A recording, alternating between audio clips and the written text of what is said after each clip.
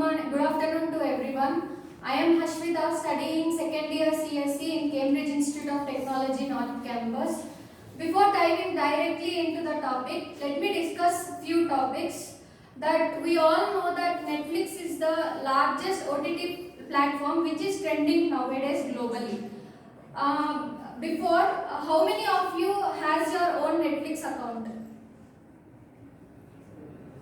I bet maximum of us do not have it, but we all can see the Netflix TV shows, series which all are present in them. How is it possible? It is possible because we share an account. Netflix stated that over 66% of its subscribers has shared their account, and also it stated that it has overall 250 million subscribers globally at the end of 2020, and also it is worth more than $160 billion at the end of April 2020. How did the Netflix get all this information from? It is because they conducted surveys and collected the data and did the data analysis. Before learning anything, we have to know three things: what, why and how.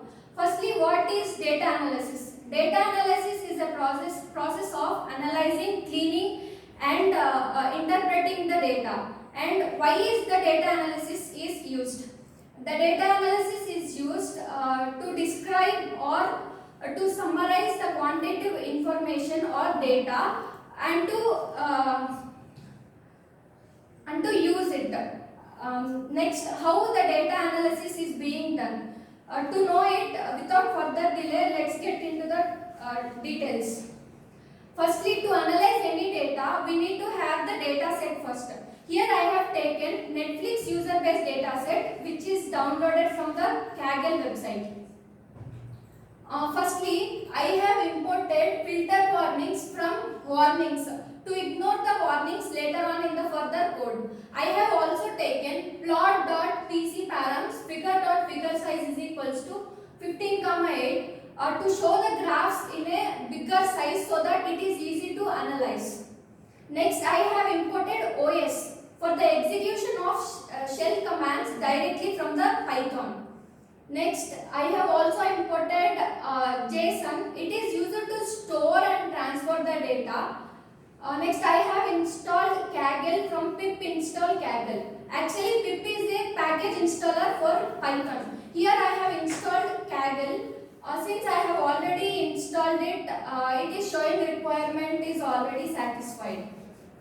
Next, I have imported the data set from the Kaggle using this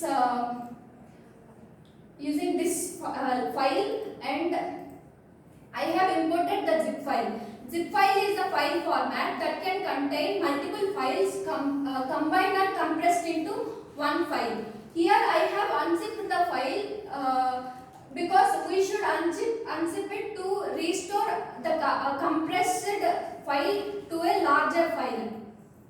Next, I have imported pandas as PD. It is useful for doing data modeling, data analysis and data manipulation.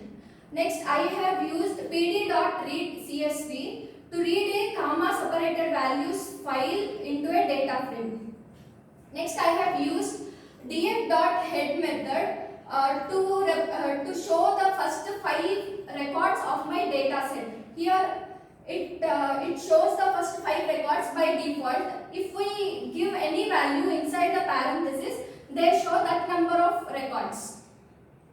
Next, data cleaning. Data cleaning is a process of transforming raw data to render it in a form that is suitable for further analysis. Here I have used isNull method to show the number of null values present in my data set. I have also used some method to show the total number of null values present in my data set. Since there are no null values present in my data set, it is showing 0. Next, df.info. To gather any information or an overview of our data sets, such as number of rows and columns, the data type of the columns and the number of null data points in each column, and also the memory uses. With this method we can see all these things. See here they displayed the what type of data type values present in those columns. User ID, it is an int, subscription type, it is an object, and so on. It also shows the memory uses, how much memory is being used, and how many number of entries are there, and all. To know the number of elements in each dimension, we have used the shape method. Df.shape gives the number of rows and columns present in our data set. In my data set, there are 2500 records and 10 columns. Next, to view some basic statistical details like percentile, mean, standard deviation, etc. of a data frame or a series of numeric values, we use describe method. Here I have used the describe method, and it returns the numeric values like count, mean, standard deviation, minimum values, maximum values of in my data set there are only 3 numerical columns, that is user ID, monthly revenue, age, so that it returns those values for only numerical values. To search for specific user ID, I have used this method df of user ID dot unique method I have used. Since I have given in the bracket 0 index, it shows the ID of the 0th index. If we want to see any other ID, we can give the value in the place of 0, so that we can see that ID. Next, I have converted the given values of columns to ease the process in the analysis, like user ID as user underscore ID, subscription type as subsplan. Like that, I have given my own values to ease the process. Next, I have also imported the matplot.pyplot as PLT to create statistic, animated and interactive visualizations in the data. I have also imported Seaborn as SNS.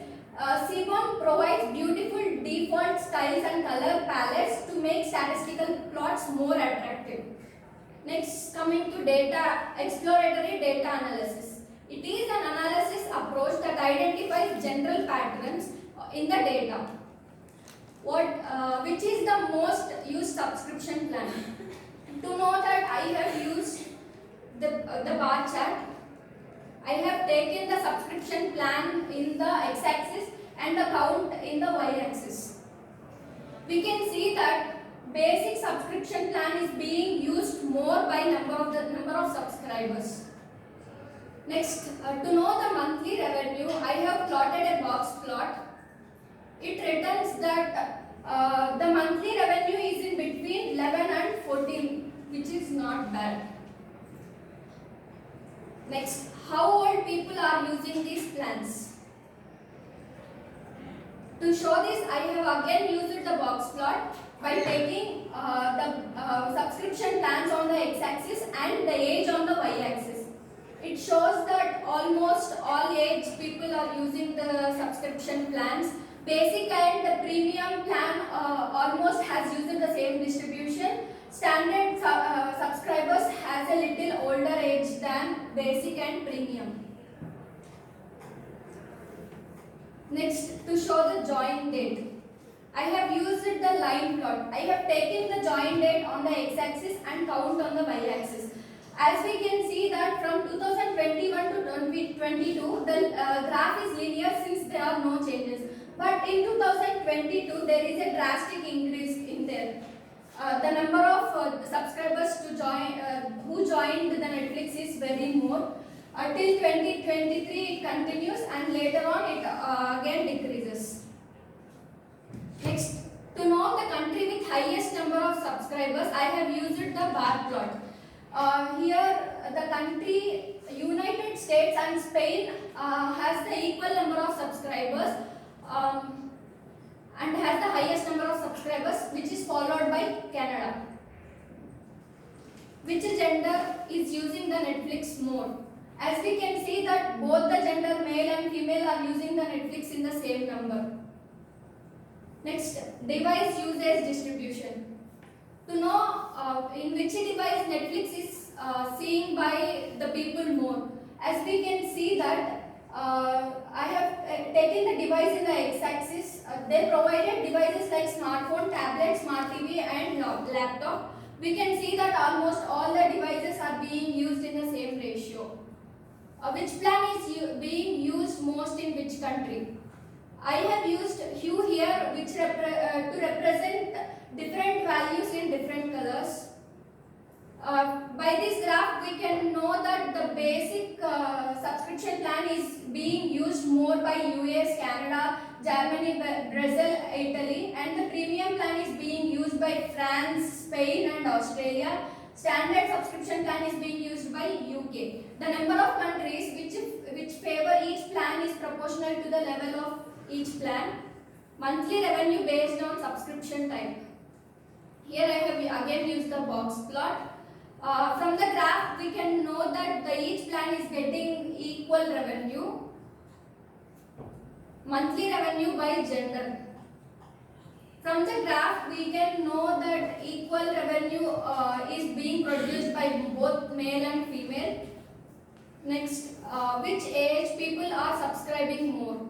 Here we can see that 30 age people is using the Netflix more. So when they put the content according to the 30 age people, the views will be more and they'll get the more revenue. The relation between monthly revenue and age. Since the graph is showing only linear, there is no relation between the age and the monthly revenue. Next, the relationship between age and country. I have plotted a line plot here. It shows that United States, in United States, the age of people 39 is being used the Netflix more, followed by others. Next, lastly, the heat map. Heat map is used to show the correlation between the numeric values. As you can see that each color represents each numeric value. So I will conclude this with each of the summaries has its own uses and they all share a global of trying to make our data more understandable. Thank you.